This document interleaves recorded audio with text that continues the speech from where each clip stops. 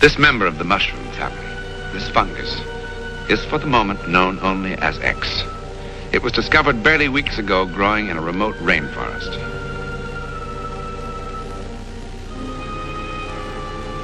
Science has not yet given it a name, for science knows scarcely anything about it. But it is felt that X might have one remarkable quality, that it stimulates extrasensory perception, enabling the mind to become telepathic and clairvoyant. Now that's a rather large claim. Is it true or false? The answer to that question took us on a unique and distant journey. We're in Mexico, thousands of miles from our Hollywood sound stages in a place called Mitla, on the very edge of civilization. There are no actors, there's no script. For this psychic report can only be recorded at the moment it happens. Here in the plaza of the kings of Zapotec, here in the antiquity of Mexico, we begin a search whose ending, at this very moment of filming, we do not know. We are searching for something far older than these ruins, which, if found, could hurtle ordinary man infinitely beyond his five senses. And now the first step beyond. The first step is a faltering one. We wait day after day for perfect flying weather, for the only way to reach our goal, the inaccessible village of Juquila, is by light plane over trackless mountains. Has he come back yet? No. Well, keep your fingers crossed. This lovely hacienda at the foot of the Dombach Mountains has been here a little longer than we have, but not much. From here, weather permitting, our chartered plane will fly us to a remote mountain village to look for, of all things, a mushroom. But a very strange mushroom indeed, with powers beyond belief. And here are the mushroom hunters, as improbable a group as you will find anywhere. For instance, this is Dr. Barbara Brown, brilliant neuropharmacologist of the University of California at Los Angeles.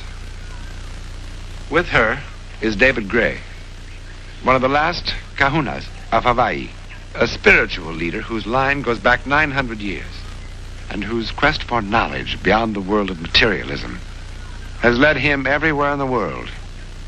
And now here, and here, with friend, is Jeffrey Smith, a distinguished professor of philosophy and humanities at Stanford University. And now, and mighty important, is our translator, William Upson, a missionary who has lived among the people of our remote village for the last 9 years, and the only man in the world who speaks their language. The pilot says he'll be ready soon, John. And last, our forever optimistic, Dr. Andrei Puharish, who wrote the astounding book, The Sacred Mushroom. Dr. Puharish's book brought us here in the first place, and in it, he explains how the mushroom seems to have an incredible effect on the power of extrasensory perception. Incredible is the word. We're here for some very specific purposes. We want to know why these people here in Mexico have kept this right so secret for so many centuries. But I would say that our prime mission is to explore and examine the biochemicals present in these new mushrooms and find out if they can be of any benefit in this problem of mental disease. What Dr. Puharish hasn't told you, it is not all as simple as it sounds. The last time he was here, looking for the mushroom, a man was shot. And shot at. And another man was driven out of his mind. For a while? El piloto dice que ya. In English, dice que ya means the pilot said, now.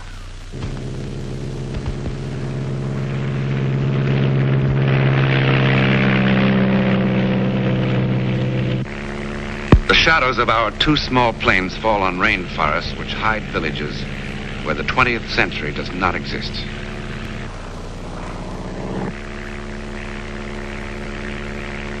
And that's the landing strip, chopped by hand out of a mountainside. Missionaries can bring the word of God to this lost world. As we approach, the pilot warns us to grab hold of something and hang on. A sudden gust of wind could smash us against the mountain or plunge us into the abyss below.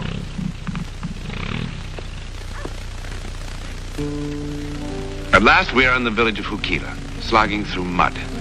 Each of us with an odd sense that all the clocks have stopped ticking. We've brought television cameras to people who've never even heard of radio, who've never seen a telephone, an electric light, who've never heard of aspirin, let alone penicillin. But perhaps the sacred mushroom has given them a psychic insight far beyond our deepest explorations. It breaks up to go about its various investigations. Dr. Brown and a missionary nurse named Dean Duggan go looking for the mushroom, guarded by armed soldiers because in the past months, shots have been fired, machetes have been flashed, and mushroom hunters who came before us have been murdered. Dr. Puharish and missionary Upson begin searching the town for a brujo, a priest of the mushroom cult. But everywhere they go, an iron curtain of silence comes clanging down. Amid much shaking of the head and wagging of the finger, everyone emphatically denies the existence of a mushroom cult. And it is made very clear that if this is why we have come to Hukila, we are not welcome. Our search seems hopeless until Dr. Puharish gets an idea that might help us push open an ancient door.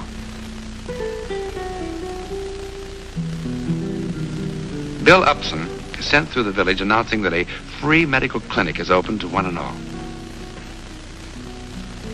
Within minutes, the first patient appears. A little Chitino Indian with a lot of aches and a lot of pains.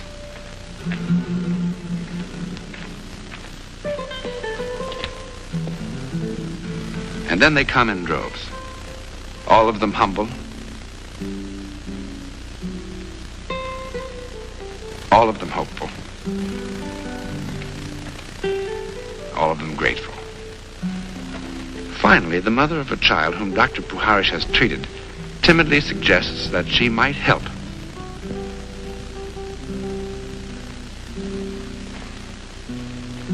Kindness and a bottle of vitamins have worked a magic of their own. Sometime tonight, we will have a visitor. Thanks to the help of the sick child's mother, secret arrangements are made, and we are guided to this hidden place to wait. But it is almost midnight before the brujo appears. He has practiced the secret and all but forbidden rites of the sacred mushroom for decades. Rites passed on from father to son for perhaps 4,000 years.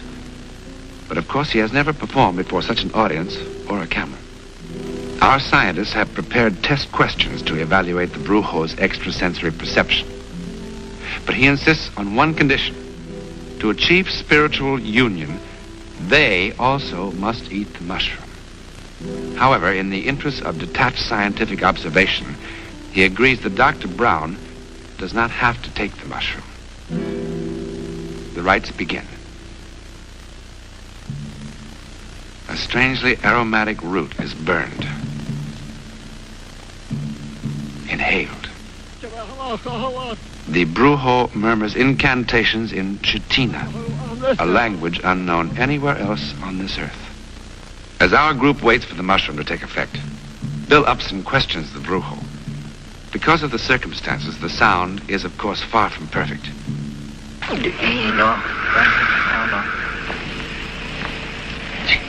I just asked him when we would see something, when something would happen. And he held up his hand to indicate that he didn't want to talk at this particular time. And then silence again as we wait. And then, oddly enough, the first sound we hear as the chemical in the mushroom takes effect is laughter. The brujo has just told of an amusing moment from Bill's childhood in Indiana. Indiana, a place the brujo does not even know exists. Now, each of the group tests the extrasensory powers of the brujo. Sometimes he is accurate, sometimes he is not. Well, brighten the eyes. Hold a rabbit. Will brighten the eyes. What? Oh, it's perfect. This means clairvoyance, right? He's Clairvoyance. The following is one moment when he is startlingly correct. Suddenly he turns to Dr. Brown, whom of course he has never seen or heard of before. Very good. No, but I had to eat it. To eat my brother. You're still sick. Calciati. You're sick in the chest. Calcia. Your heart. Sì, ma... Your heart is sick. Can you ask How more sick? specific? No, let's try to get it pinpoint. Yeah. Heart rate slow. EGD. Without a moment's hesitation, he had accurately diagnosed a personal illness that only Dr. Brown knows about. Our next experience with the brujo and the sacred mushroom comes quickly and unexpectedly. And this time it has nothing to do with scientific investigation. Since it is now common knowledge that we have already witnessed the rite, we are allowed to come along to see a second priest at work, a man named Macedonia, who agreed to take the mushroom and listen to the villagers' problem. He said his burro was stolen, and he wants to know where to find it. In this village of Huquila, the theft of a burro, a man's most important possession, his donkey, is second only to murder. He said 3 men are involved. Macedonia hardly paused a moment before he named the thieves. Gustavo said he was going to take the 3 of them to jail tomorrow. But Don Macedonio warned him not to go near the house of Juan and Pedro because they would kill him, but to look for it in the house of Jose. We go with the villager through a valley, across fields, past other villages to the exact spot where Macedonia said the burro would be. And here indeed it is, its identifying brand clearly marked on the burro's flank. Now perhaps we can understand, more or less, why for 4,000 years, and from one civilization to the next, the sacred mushroom has endured. We have been given a practical demonstration of how it works in the daily lives of this primitive people. 3 weeks have passed, and we're a long way from our remote mountain village of Huquila in Mexico. We're also a long way from the secret rites of the sacred mushroom cult. But our search for the truth about the mushroom, that is, the truth as we understand it, is far from over. These men are our technical crew who have come with me from Los Angeles to help us continue our search. We've come to the home and laboratory of Dr. Andre Pujarich in Northern California. For me, personally, this next step beyond may be a rather large one. This is part of the laboratory and study of Dr. Pujarich. Here among his solid and sound books of orthodox medicine, there are also other books. They are written in French, in Spanish, in English. Here's one that says, Mushrooms, Russia, and History. They're written in Syrian, Japanese, all the languages of the world. And they're all concerned with one thing, the same thing, the riddle of the sacred mushroom. Now, when we were in Mexico, the brujo who discovered the stolen burro might have been coincidence. And the other brujo who told Dr. Barbara Brown about her past illness might have made a wild guess. But today, we should be able to prove the case for or against the mushroom, the sacred mushroom, with quite a lot more accuracy. All set now, John. Are those the mushrooms you brought back from Mexico? Yes. Andre, how many people have you tested since you've been back? You'll be number 26. What about the results? Encouraging. The average of the group as a whole, and the series is quite small, you understand, shows evidence for extrasensory perception after taking the mushrooms. Well, I'm ready. That is, I'm as ready as I'm ever going to be. Well, not quite yet. We have to do some control tests first to see if you have any ESP before you take the mushroom. Oh, I see. And these will be done with cards, pictures, and books. I see. Now you just What? sit still there.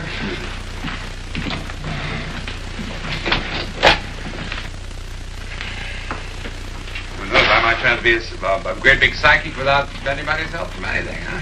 Mushrooms? Where are you? I'll be with you. Oh, excuse me.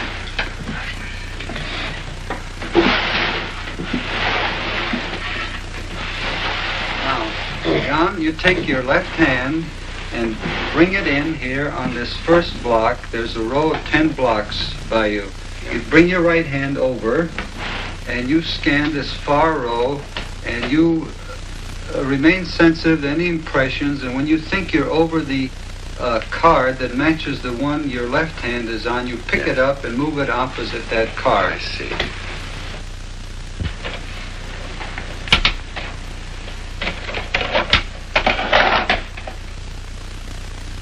It's like tall buildings in Chicago or New York or something like that.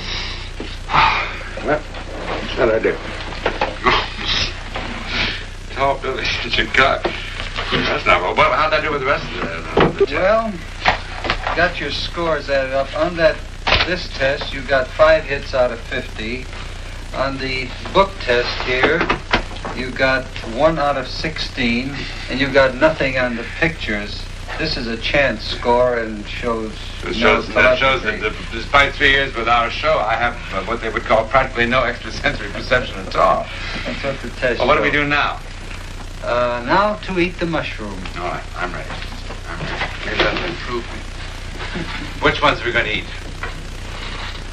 You have so many here, Andre. Which one is mine? These are for you. These are. Chew them well when you ingest.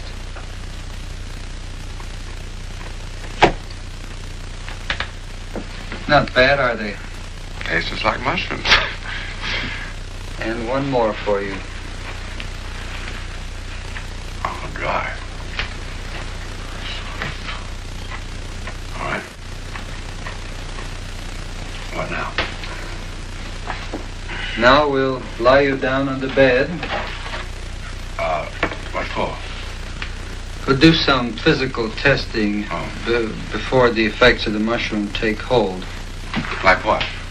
Like what effects? You'll find out. Well, it's been about 20 minutes since you had the mushroom, John. How do you feel? Fine. I feel strong. Sort of. You don't. It's kind of hard to. Strong. A sense of. Kind of sense of well-being. Is that? Yes. Some people feel that way. Let's try something. I want you to stand right up here in front of this light. Yeah. Yes, close your eyes and tell me what you see.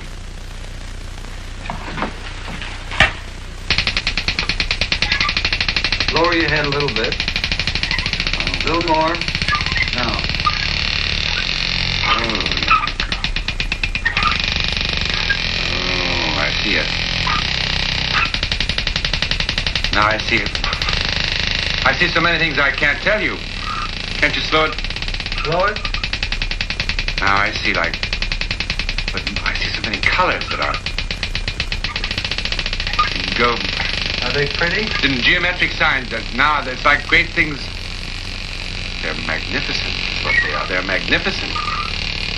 I have never been so aware of color. It makes me quite dizzy. I feel like I would like to dive into the middle of it. Well, we'll try the card test again. Now.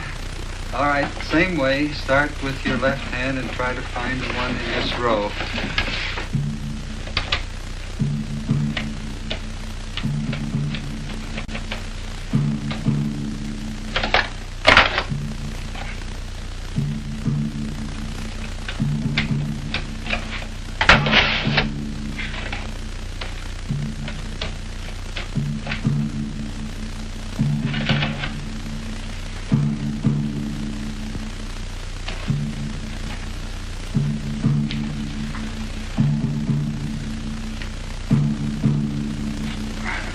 Impression of like the dunes of a desert or like half hoops on the way behind the other. That's pretty close, John. Want to try another one? Please.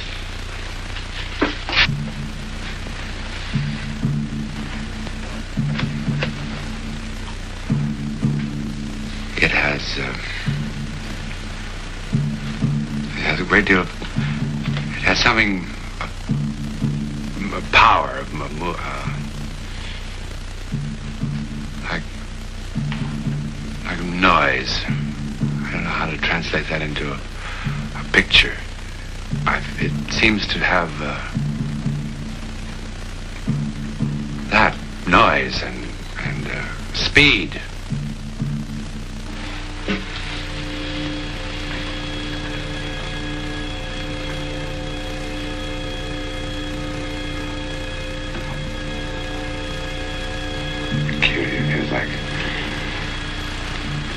It's like there's a face looking this way and another face is looking up that way.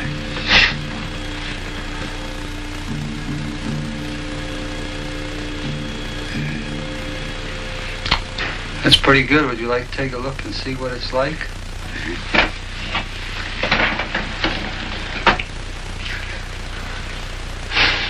Anything, isn't it? Holy mackerel, that really is.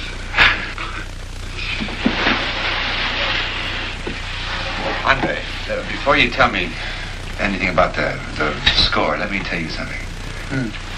That I did feel something sort of profound. When touching the pictures, touching the cards, I felt something. I don't know how I did, but the sensation. Well, John, I can tell you it wasn't a delusion on your part because your card scores were 12 hits out of 50, which are significant for ESP. You got 3 out of 16 of the page numbers on the book. And, of course, most intriguing of all was your work with the pictures. You got 6 adequate descriptions out of 8 pictures. It's a marvelous sensation. You know, Andre, I think I understand a little why for so many centuries they have called this mushroom sacred.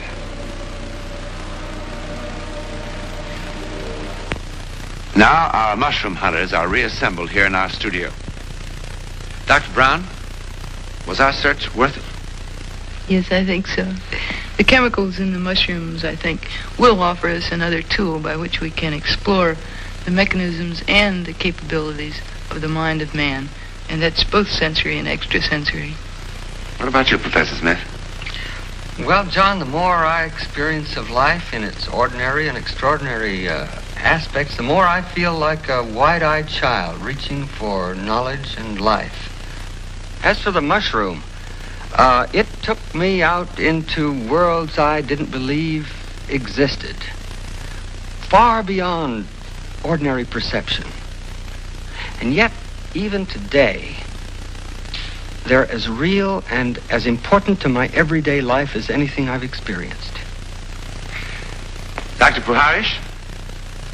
During our stay in Hukila, I witnessed quite a number of cases of extrasensory perception by the Brujos, some of which we could not film, as you know, John.